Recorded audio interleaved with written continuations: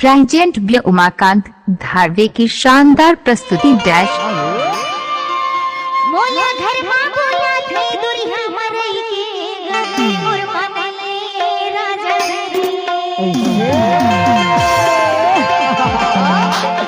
औ मोला घर मा बोला थे दुरिया मरई के गति मोर मनले जोड़ी रे काबर बतावा घर ले निकला नहीं दे भौजी भैया मैं कैसे जियावा गति मोर मनले राजा रे काजल दीदी मंच में आए हमारे घर में कलाकार और भी हैं। देख रहे से तो कई खोया का पीछे से आप तुरा दीवाना हीरा मुर के उमाकांत धारवे आप सभी लोगों का हार्दिक स्वागत करता है।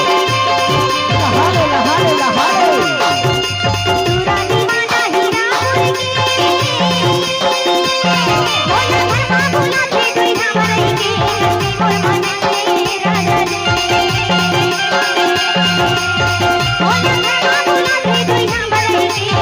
मोर मनले राजा रे डीजे उमाकांत धारवे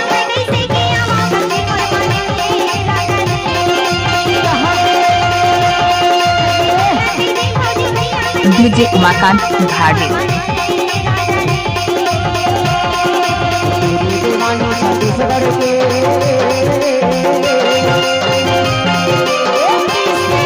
तेरा खसवानी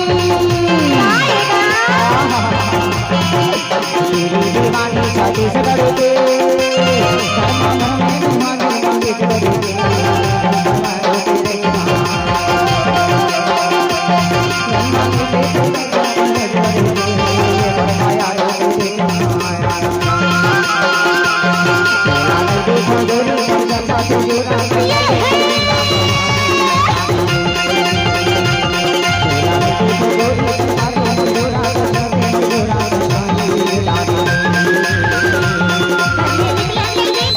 यूट्यूब चैनल धारवे म्यूजिक को सब्सक्राइब करें।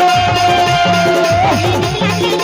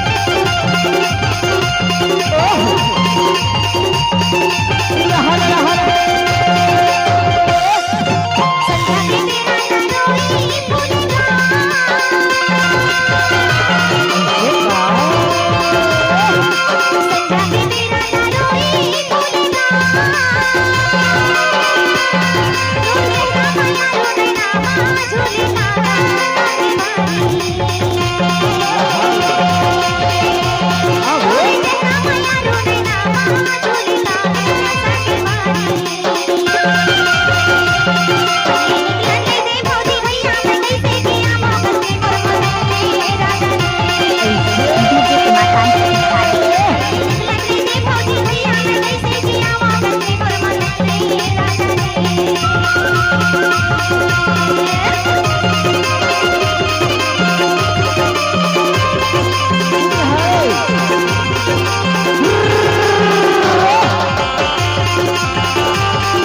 धारवे